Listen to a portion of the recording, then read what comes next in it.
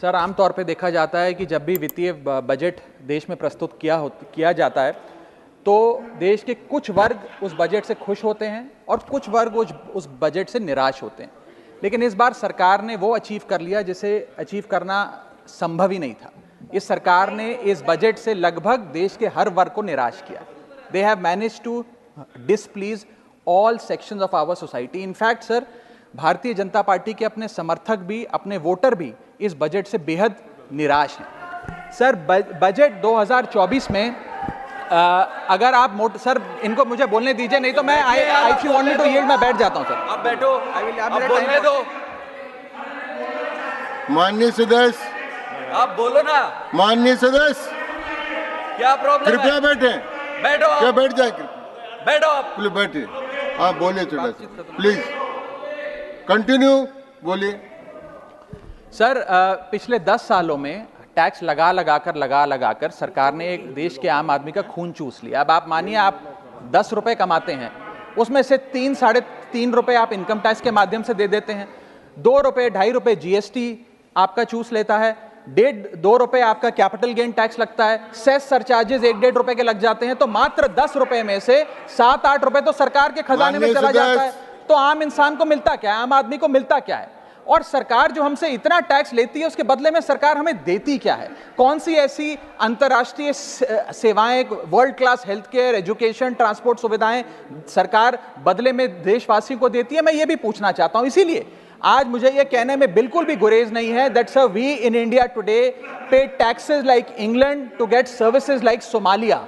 Sir, आज sir मैं अपने इस भाषण को सर 2 भाग में बांटूंगा। पहले भाग में मैं सर सरकार की इतनी दुर्दशा 2024 के चुनावों में क्यों हुई और आज की आर्थिक स्थिति क्या है उस पर बात करूंगा, और दूसरे भाग में कुछ सुझाव भी सरकार को दूंगा।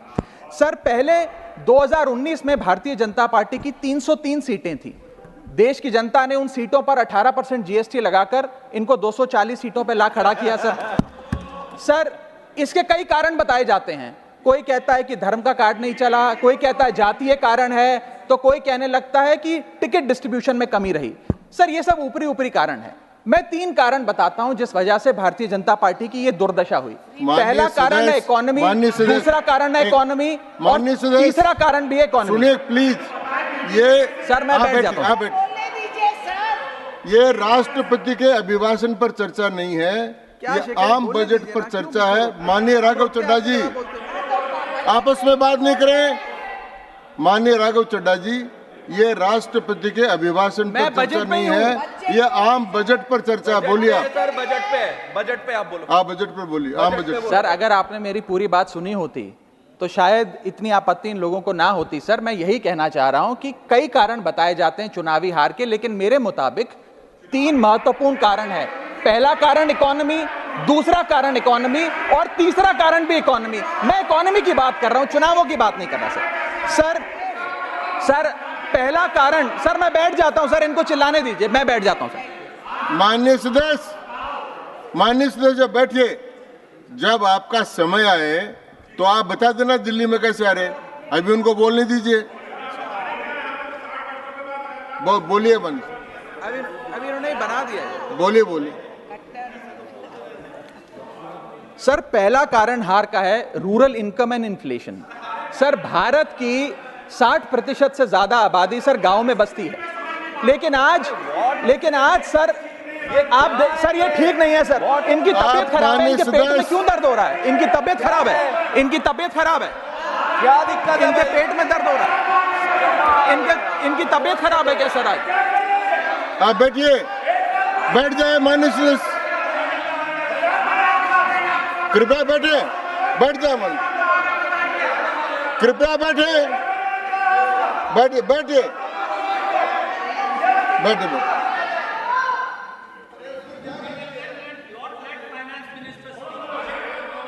आप माननीय सदस्य डिस्टर्ब मत करें, इनको बोलने दें।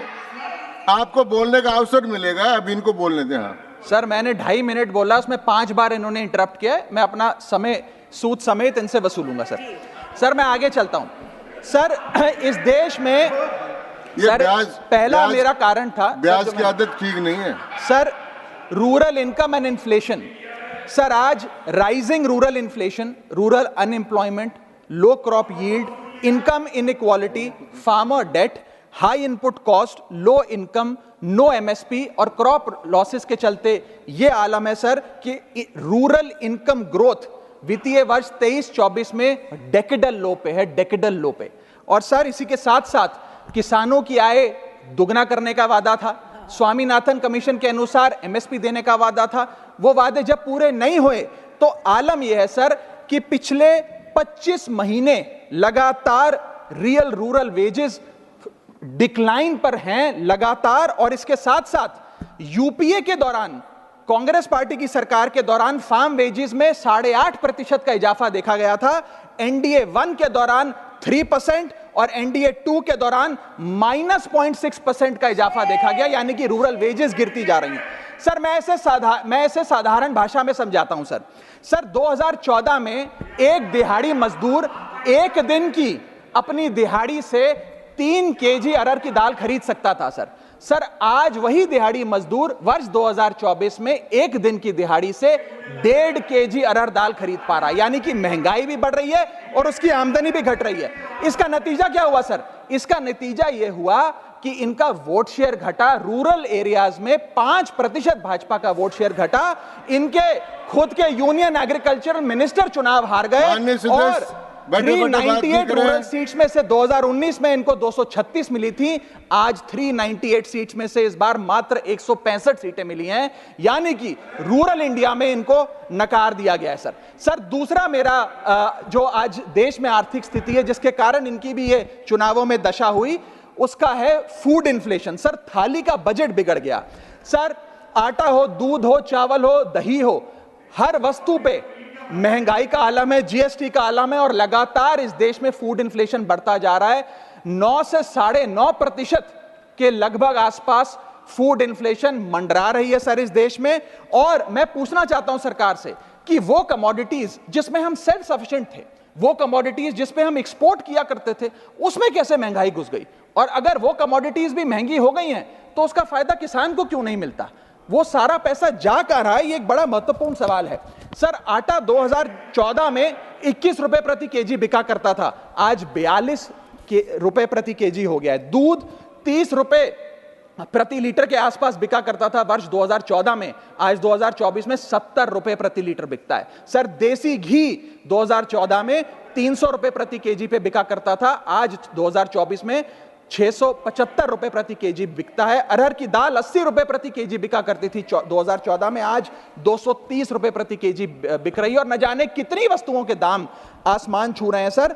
और अगर यही रफ्तार रही महंगाई की तो जितनी रफ्तार से 303 से 240 पर आए हैं, उससे तेज रफ्तार से 240 से 120 पर आएंगे सर ये लोग।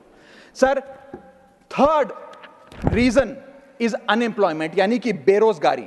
सर इनफॉर्मल सेक्टर हो या फॉर्मल सेक्टर हो, अनऑर्गेनाइज सेक्टर हो या ऑर्गेनाइज सेक्टर हो, हर जगह अनएम्प्लॉयमेंट है। और सीएमआई की रिपोर्ट यह बताती है कि अनएम्प्लॉयमेंट दर ऑर्गेनाइज सेक्टर की इस देश में 9.2% है। अनऑर्गेनाइज सेक्टर की तो बात ही भूल जाइए, ऑर्गेनाइज सेक्टर की अनएम्प्लॉयमेंट दर 9.2% है। और हम लोग अपने देश के ह्यूमन रिसोर्सेस को किस कागार पे लाकर खड़ा कर दिया है उसका आलम देखिए सर।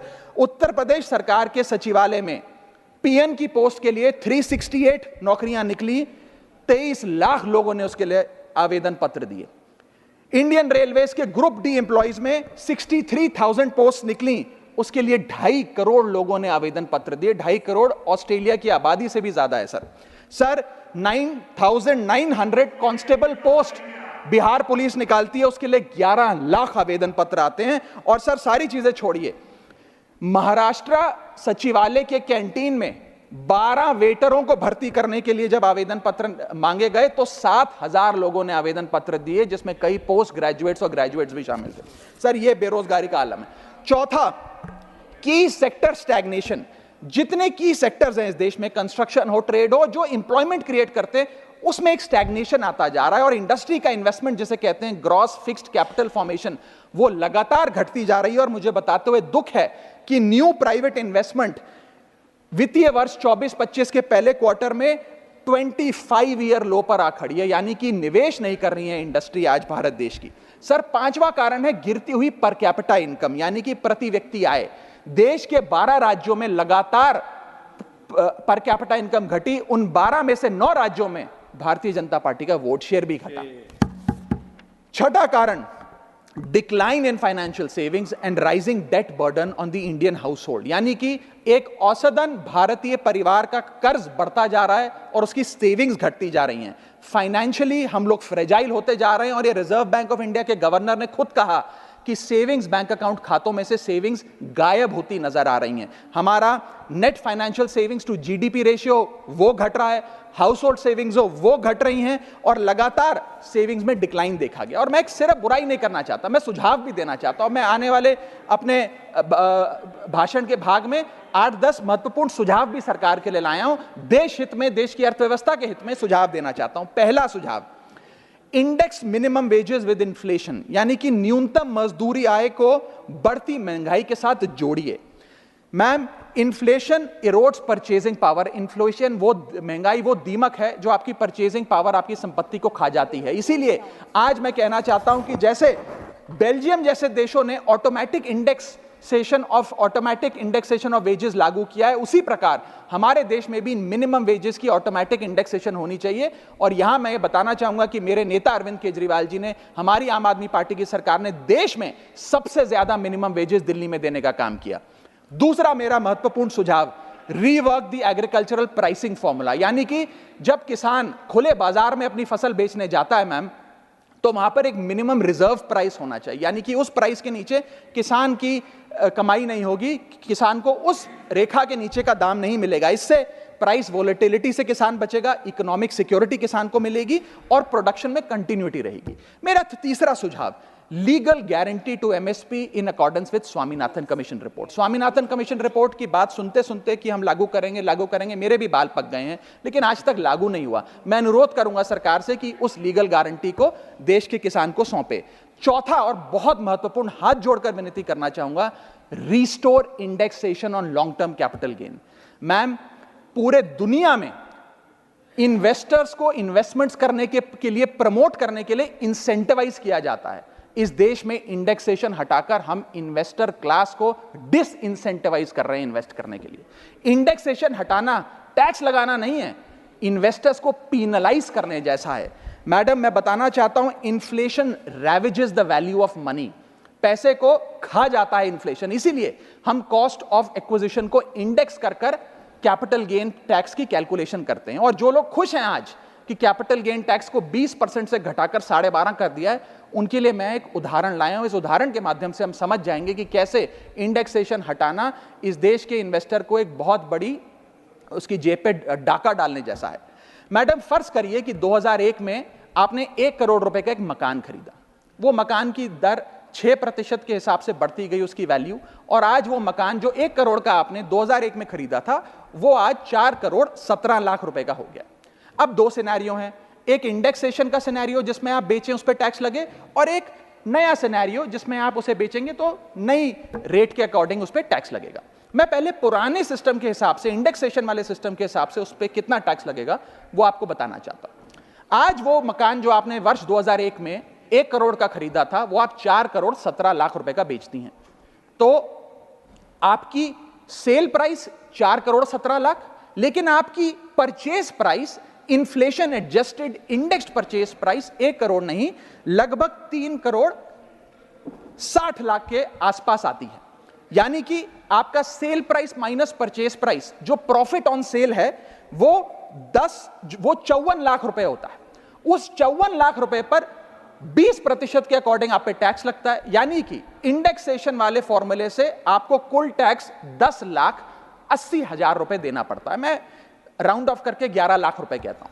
लेकिन जो नई व्यवस्था है जिसमें इंडेक्सेशन आपसे छीन लिया गया है, उसमें sale price 4 crore 17 lakh, cost price 1 crore, मुनाफा 3 करोड़ 17 लाख, उस पर 12.5% टैक्स, यानी कि टैक्स कुल मिलाकर आपका बनता है 39,62,000। यानी कि नई व्यवस्था में वही 1 करोड़ का मकान अगर आप बेचेंगे आज 4 करोड़ 17 लाख का, तो आपको लगभग 40 लाख रुपए टैक्स देना पड़ेगा, और पुरानी व्यवस्था में आपको मात्र 11 लाख रुपए टैक्स देना पड़ेगा। यानी कि 40 - 11 लगभग 29 लाख रुपए का एडिशनल टैक्स आपको देना पड़ेगा मात्र 1 करोड़ रुपए के प्लॉट की सेल पर। यह है इंडेक्सेशन का खेल। इसीलिए indexation long term capital investments के लिए अति आवश्यक है। मैं सरकार से अनुरोध करूंगा कि उसे ना हटाएं। और आज मैं इस सदन में भविष्यवाणी करता हूं, अगर आपने इंडेक्सेशन वापस लागू नहीं किया तो 3 चीजें होने जा रही हैं इस देश में। पहला, रियल एस्टेट में इन्वेस्टमेंट गिरने वाली है और लोग अपना ड्रीम होम कभी नहीं खरीद पाएंगे। दूसरा, अंडर वैल्यूएशन होगी प्रॉपर्टी डील्स की, सब लोग सर्कल रेट पे प्रॉपर्टी खरीदेंगे बेचेंगे, कोई असल कीमत नहीं बताएगा। और थर्ड थिंग जो इस देश में होने जा रही है, रियल एस्टेट सेक्टर में भारी तादाद में ब्लैक मनी आने जा रहा है अगर आपने ये इंडेक्सेशन का फैसला वापस नहीं लिया। मेरा 5वां सुझाव सरकार को, फाइनेंशियल सेविंग्स को इंसेंटिवाइज करिए। डेट में, इक्विटी में, म्यूचुअल फंड्स में, बैंक डिपॉजिट्स में, फाइनेंशियल इन्वेस्टमेंट्स, और खास करके जो 24 से 36 महीने से अधिक लोग अपनी इन्वेस्टमेंट रखते हैं उन्हें इंसेंटिवाइज करिए, टैक्स मत करिए, पीनलाइज मत करिए। और मैं कहूंगा आने वाले समय में आपको लॉन्ग टर्म कैपिटल गेन पे टैक्स अबॉलिश करने के लिए भी सोचना चाहिए, ना कि उसे सिर्फ कम करना चाहिए। छठा मेरा सुझाव, review, revise and simplify GST.